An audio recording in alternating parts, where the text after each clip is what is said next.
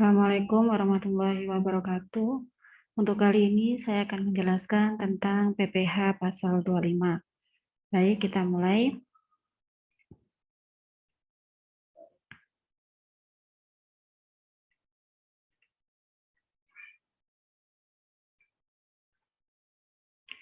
Kita melanjutkan pembahasan tentang pajak penghasilan. Kali ini saya akan membahas tentang pajak penghasilan pasal 25. Kita awali dengan definisi. Angsuran PPh yang harus dibayar sendiri oleh wajib pajak untuk setiap bulan pada tahun berjalan. Nah, ini diatur dalam pajak penghasilan pasal 25. Angsuran PPh 25 dapat dijadikan kredit pajak terhadap pajak terutang atas seluruh penghasilan WP di akhir tahun pajak yang dilaporkan dalam SPT tahunan PPh. Kemudian PPh pasal 25 ini merupakan salah satu penentu nilai pajak kurang atau lebih bayar.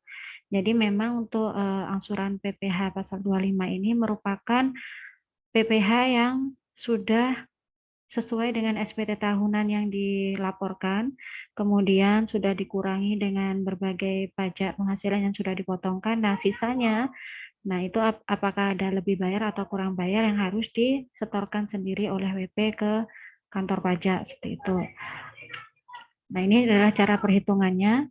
Jadi ada pajak terutang sesuai dengan SPT yang sudah dilaporkan, kemudian dikurangi dengan kredit pajak dalam negeri, yaitu kredit PPh pasal 21, 22, dan 23 untuk orang pribadi. Kemudian kalau badan, ini adalah kredit PPh pasal 22 dan 3 sebagai pengurang. Kemudian dikurangi lagi dengan kredit pajak luar negeri, yaitu PPh pasal 24, maka diperoleh angsuran PPh pasal 25 per tahun. Nah, selanjutnya untuk angsuran PPh pasal 25 untuk per bulannya, yaitu angsuran PPh 25 per tahun itu dibagi dengan 12, maka diperoleh angsuran PPh 25 per bulan. Ini adalah ilustrasi untuk bisa lebih memahami bagaimana cara menghitung PPh pasal 25 per bulannya. SPT tahunan PPh tahun 2020 milik Sanjaya menunjukkan bahwa pajak penghasilan yang terutang sebesar 50 juta.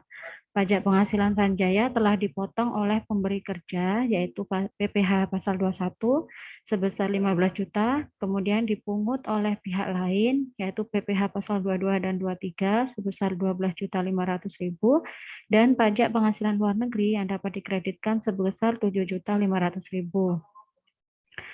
Selanjutnya, berapakah besar angsuran PPh 25 yang harus dibayarkan Sanjaya tiap bulan? Kemudian, bagaimana jika nilai pajak di atas hanya berkaitan dengan penghasilan 6 bulan? Nah, ini kita lihat perhitungannya. Untuk yang pertama, yaitu menghitung angsuran PPh 25 per bulan. Bisa kita cermati bahwasannya yang pertama, pajak terutang sesuai dengan SPT tahunan yang dilaporkan, yaitu sejumlah 50 juta. Kemudian dikurangi dengan kredit PPh 21 yang sudah dipotongkan oleh pemberi kerja, yaitu 15 juta.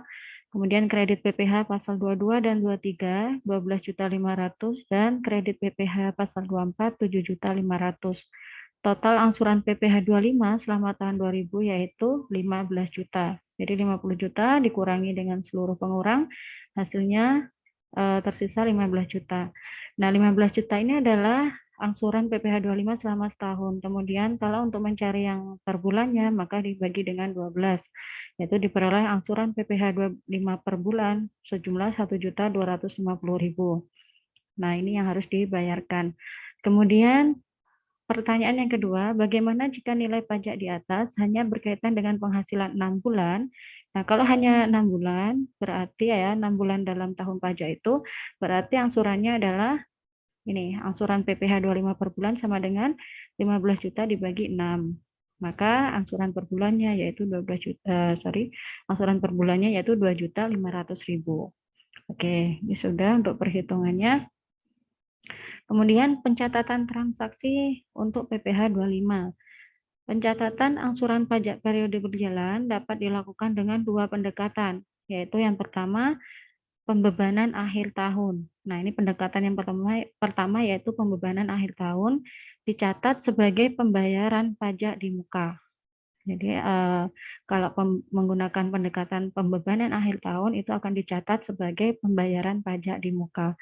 Kemudian kalau menggunakan pendekatan pembebanan langsung, maka dicatat sebagai beban pajak kini. Kedua pendekatan akan mempengaruhi jurnal pada akhir periode, karena memang metode pendekatan pencatatannya juga berbeda. Jadi akan mempengaruhi jurnal pada akhir periode. Contoh, CV Mulia Jaya melaporkan SPT pada pertengahan Maret setiap tahun dan melakukan pembayaran angsuran PPh 25 berdasarkan pelaporan tersebut. Di bulan Desember tahun lalu, CV Mulia Jaya membayarkan angsuran pajak sebesar 13.200.000.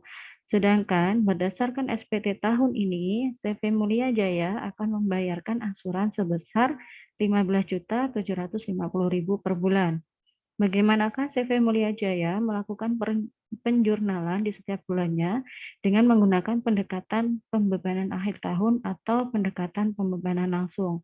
Nah, ini bisa dilihat bagaimana cara untuk membuat jurnal dengan dua pendekatan yang berbeda. Yang pertama, yang sebelah kiri ini adalah pendekatan pembebanan akhir tahun. Untuk bulan Januari dan Februari, ya ini kan pelaporannya di bulan Maret ya, ini pelaporan SPT-nya pada pertengahan Maret. Maka untuk bulan Januari dan Februari yang dicatat adalah jurnalnya akun pajak dibayar di muka PPh 25 debit dan kreditnya kas senilai 13.200.000. Jadi menggunakan nilai angsuran pajak di tahun sebelumnya. Nah, kemudian untuk bulan Maret sampai Desember pada tahun berjalan, ini menggunakan angsuran pajak sesuai dengan SPT tahun ini yang sudah dilaporkan di pertengahan Maret tersebut. Nah, jadi pajak dibayar di muka PPh 25 debit, kas, kredit senilai 15.750.000. Nah, ini perbedaannya adalah pada jumlah yang dilaporkan, jumlah pajak yang dilaporkan. Ya, kemudian yang selanjutnya pendekatan pembebanan langsung. Untuk bulan Januari dan Februari, maka dicatat pada akun beban pajak kini debit kreditnya kas senilai 13.200.000. Kemudian untuk bulan Maret sampai dengan Desember, ini dicatat dengan akun debit beban pajak kini dan kreditnya kas senilai 15.750.000. Nah, ini perbedaannya adalah pada pencatatan akun yang digunakan juga untuk yang bulan Januari dan Februari ini masih menggunakan nilai atau jumlah angsuran di SPT sebelumnya. Tapi untuk bulan Maret sampai Desember, ini akan menggunakan SPT pada pelaporan yang terkini. Baik, itu contoh. Untuk selanjutnya, angsuran PPh 25 menurut bulan, yaitu untuk pelaporan SPT tepat waktunya itu kapan? Yang pertama, untuk Januari sampai bulan pelaporan SPT ini menggunakan angsuran sesuai dengan angsuran Desember tahun pajak lalu. Ya, tadi ya sesuai dengan contohnya tadi. Untuk bulan Januari sampai dengan bulan pelaporan SPT, di contohnya tadi adalah sampai bulan Maret, ini masih menggunakan jumlah angsuran sesuai dengan angsuran pada bulan Desember tahun pajak yang lalu. Kemudian kalau bulan pelaporan SPT sampai dengan Desember tahun berjalan, ini menggunakan jumlah sesuai angsuran berdasarkan SPT tahun berjalan. Nah, ini bagaimana untuk pelaporan SPT sesuai dengan waktu yang seharusnya gitu ya, tepat waktu. Baik, untuk selanjutnya saat penyetoran dan pelaporan, saat penyetoran dan pembayaran ini dilakukan paling lambat tanggal 15 bulan takwim berikutnya. Jadi bulan sesuai kalender gitu ya. Jadi misalnya untuk penyetoran dan pembayaran angsuran bulan Februari, maka paling lambat itu disetorkan dan dibayarkan di tanggal 15 bulan Maret. Nah, kalau lebih dari tanggal 15 bulan Maret berarti dianggap terlambat, seperti itu. Nah, ini saat penyetoran dan pembayaran. Paling lambat tanggal 15 bulan takwim berikutnya. Kemudian saat pelaporan SPT masa, nah untuk pelaporan SPT-nya, untuk SPT masanya, paling lambat 20 hari setelah masa atau bulan pada pajak berakhir. Paling lambat 20 hari setelah masa pajak berakhir dalam bentuk SSP lembar ketiga. Jadi surat setoran pajak lembar ketiga. Nah, ini ya, jadi paling lambat 20 hari setelah masa atau setelah bulan pajak berakhir. Baik itu untuk penyetoran dan pelaporan. Selanjutnya, penghitungan PPh pasal 25 dalam hal tertentu. Jadi, pada dasarnya untuk perhitungan PPh pasal 25 ini sedapat mungkin dihitung sesuai dengan SPT tahun yang dilaporkan atau SPT pada tahun berjalan yang dilaporkan. Jadi mendekati. Kemudian bisa berubah ketika terjadi hal-hal tertentu. Jadi Ditjen Pajak ini diberi wewenang untuk melakukan penghitungan kembali atas setoran PPh pasal 25 WP ketika ada pengajuan dari WP untuk hal-hal tertentu yang kaitannya nanti akan ada perubahan untuk angsuran PPh 25 WP tersebut. Nah, hal-hal tertentu itu apa saja? Yaitu yang pertama, WP berhak atas kompensasi kerugian. Nah, kalau ada kompensasi kerugian yang harus ditanggung oleh WP, maka nanti perhitungan PPh pasal 25-nya juga akan berubah. Kemudian ada penghasilan WP tidak teratur, WP diberi perpanjangan waktu pelaporan SPT PPh, kemudian WP membetulkan sendiri SPT PPh, WP terlambat melaporkan SPT PPh tahun lalu, atau yang keenam, terjadi perubahan keadaan usaha atau kegiatan WP. Nah, hal-hal tertentu ini yang nantinya akan mempengaruhi besaran angsuran PPh pasal 25-nya. Setiap bulannya akan berubah, tidak sama seperti SPT tahun lalu atau tahun yang SPT yang sudah diajukan. Seperti itu. Seperti ini ya, kalau misalkan WP membetulkan sendiri SPT PPh-nya ini berarti kan WP sudah menyetorkan SPT PPh-nya untuk tahun berjalan. Kemudian ada kesalahan mungkin akhirnya WP dibetulkan SPT-nya sehingga perlu adanya laporan ulang. Nah, dampaknya adalah perubahan dari jumlah angsuran PPh 25-nya. Baik, kita bahas satu persatu. Yang pertama, WP berhak atas kompensasi kerugian. Definisi kompensasi kerugian yaitu merupakan kompensasi kerugian fiskal berdasarkan SPT, SKP, surat keputusan keberatan atau putusan banding. Nah, ketentuan tersebut diatur oleh pasal 6 ayat 2 atau pasal 31A Undang-Undang PPh. Pengaruhnya terhadap perhitungan PPh 25 itu apa? Yaitu kompensasi kerugian merupakan pengurang penghasilan yang dijadikan dasar penghitungan PPh terutang. Nah, maka akan terjadi perubahan besarnya PPh 25 yang harus dibayarkan oleh WP. Selanjutnya, penghasilan WP tidak teratur. Definisi penghasilan tidak teratur yaitu merupakan penghasilan yang diterima atau diperoleh secara tidak berkala selain dari kegiatan usaha, pekerjaan bebas, pekerjaan, dan atau modal. Misalnya yaitu keuntungan dari pengalihan harta. Pengaruhnya terhadap penghitungan PPh 25 yaitu penghasilan tidak teratur merupakan pengurang penghasilan yang dijadikan dasar penghitungan PPh terutang. Jadi akan dikurangi untuk PKP-nya nanti ya, dikurangi dengan penghasilan tidak teraturnya itu.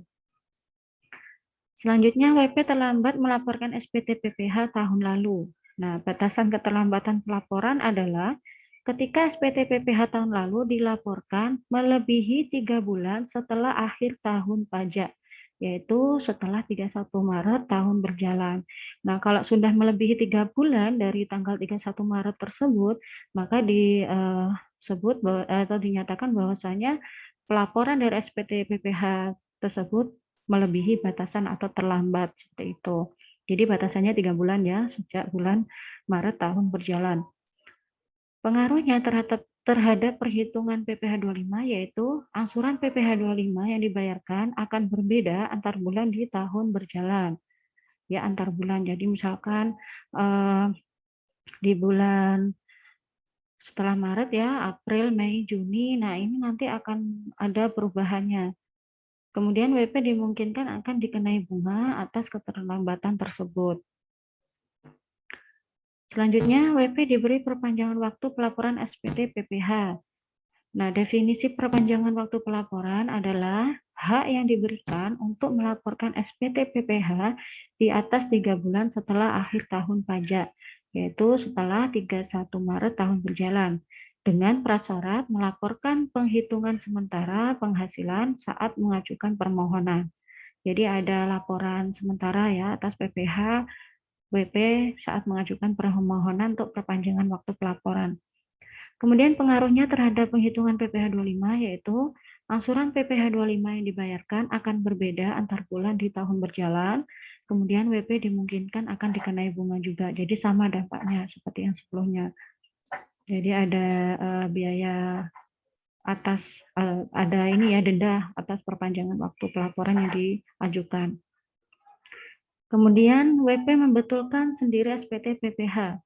Definisi membetulkan sendiri yaitu merupakan pelaporan kembali SPT PPh setelah dilaporkannya SPT PPh pertama sebagai bentuk pembetulan atas kesalahan pelaporan yang bersumber dari WP.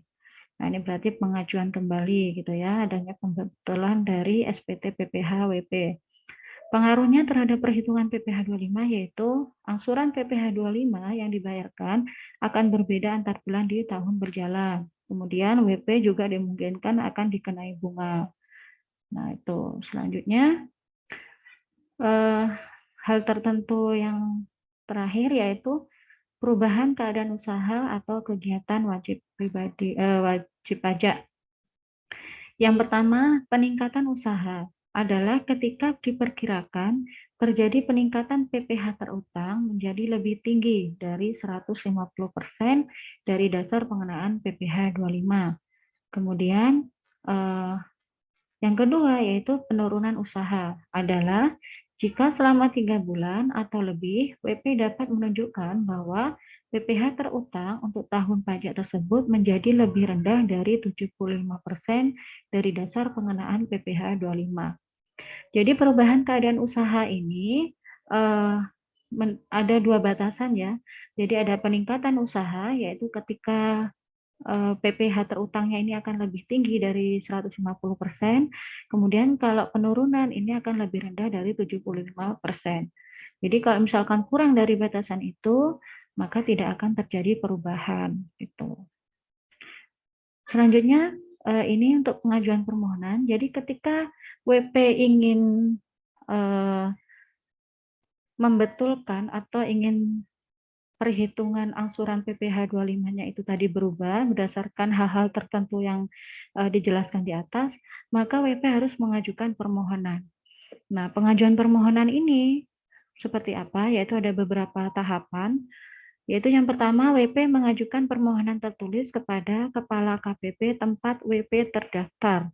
Jadi misalkan terdaftarnya di KPP Jember, ya pengajuan permohonannya juga di KPP Jember. WP menyampaikan perhitungan perkiraan PPh terutang berdasarkan perkiraan penghasilan untuk bulan-bulan tersisa tahun pajak berjalan. Jadi WP juga akan menyampaikan perhitungannya setelah adanya pengajuan perubahan itu tadi, bagaimana perhitungannya untuk bulan-bulan tersisa di tahun pajak berjalan. Nah, kemudian jika dalam waktu 1 bulan sejak tanggal diterima surat permohonan, Kepala KPP tidak memberi keputusan, maka permohonan dinyatakan diterima. Jadi otomatis diterima jika KPP tidak memberikan keputusan atau tidak memberikan balasan. Seperti itu. Baik, untuk selanjutnya PPh 25 bagi wajib pajak baru. WP baru adalah orang pribadi atau badan yang baru pertama kali memperoleh penghasilan dari usaha atau pekerjaan bebas dalam tahun pajak berjalan. Angsuran bulanan dalam tahun berjalan didasarkan pada perkiraan penghasilan berdasarkan bulan operasi awal. Penghasilan neto adalah jumlah disetahunkan dari penghasilan 1 bulan. Bagi badan, PKP sama dengan penghasilan neto. Sedangkan bagi orang pribadi, PKP atau penghasilan kena pajak sama dengan penghasilan neto dikurangi PTKP, penghasilan tidak kena pajak. Tarif angsuran PPh pasal 25 yaitu 25%. Kita lihat di contoh, PT Wahana terdaftar sebagai wajib pajak pada KPP Jakarta Pusat sejak tanggal 1 April 2012. Peredaran atau penerimaan bruto menurut pembukuan dalam bulan April 2012 sebesar 4.750 juta. Dan penghasilan neto dapat dihitung berdasarkan pembukuan sebesar 1.375 juta rupiah. Berapakah besar angsuran PPh 25 yang ditetapkan atas PT Wahana? Bagaimana penjurnalannya? Maka kita hitung. Yang pertama adalah penghasilan neto pada bulan April, yaitu sebesar 1.375 juta rupiah. Nah, penghasilan neto ini disetahunkan. Ya, untuk mencari PPh terutangnya, yaitu disetahunkan dulu penghasilan netonya dikali 12. Ya, untuk yang tadi penghasilan neto bulan April 1.375 juta itu dikali 12 dihasilkan 16.500 juta. Kemudian kita hitung PPh terutangnya yaitu 25% dikali dengan PKP atau dikali dengan penghasilan neto, yaitu 25% dikali 16.500.000 hasilnya, 25% dikali 16.500 juta hasilnya yaitu 4.125 juta. Maka untuk mencari angsuran PPh 25 bulan April 2012, PPh terutang setahun itu tadi dibagi dengan 12 hasilnya yaitu Rp343.750.000. Maka ini yang akan angsuran PPh ini yang akan dibayarkan setiap bulannya yaitu sejumlah Rp343.750.000. Jurnalnya adalah pajak dibayar di muka PPh 25 debit, kredit nyata senilai Rp344.750.000. Nah, itu tadi bagaimana cara menghitung untuk WP baru atas angsuran PPh pasal 25 yang sudah ditetapkan. Selanjutnya, wajib pajak bank dan sewa dengan hak opsi. PPh dihitung berdasarkan penerapan tarif umum atas laba rugi fiskal menurut laporan keuangan triwulan terakhir yang disetahunkan, dikurangi kredit PPh 24, selanjutnya dibagi 12. Jika terdapat WP bank atau sewa dengan hak opsi baru, maka angsuran tiap bulan selama triwulan pertama adalah jumlah PPh yang dihitung berdasarkan penerapan tarif umum atas penerimaan laba rugi fiskal triwulan pertama yang disetahunkan, kemudian dibagi 12. Nah, ini untuk wajib pajak bank dan sewa dengan hak opsi. Selanjutnya, wajib pajak BUMN dan BUMD ditetapkan berdasarkan kewenangan Menkyu. PPh dihitung berdasarkan tarif umum atas laba rugi fiskal menurut RKAP dikurangi kredit pajak, kemudian dibagi 12. Jika RKAP belum disahkan, angsuran sama dengan angsuran bulan terakhir tahun pajak sebelumnya. Nah, ini kalau BUMN dan BUMD ini sudah ada aturan tambahan ya berdasarkan kewenangan Menkyu tadi. Kemudian wajib pajak orang pribadi, pengusaha tertentu atau WPO PPT. Definisi WPO PPT adalah merupakan WP yang melakukan kegiatan usaha bidang perdagangan, memiliki lebih dari satu tempat usaha atau tempat usaha berbeda dengan domisili. Jadi memiliki beberapa tempat ya untuk usaha perdagangannya itu tadi. Perhitungan angsuran PPh 25-nya adalah angsuran PPh 25 adalah 0,75% dari peredaran bruto tiap bulan di tiap-tiap tempat usaha. Nah, ini ketentuannya berbeda untuk WPO PPT. Baik, itu saja yang bisa saya jelaskan untuk PPh pasal 25. Terima kasih atas perhatiannya. Semoga ilmunya bermanfaat. Dari saya cukup sekian. Wassalamualaikum warahmatullahi wabarakatuh.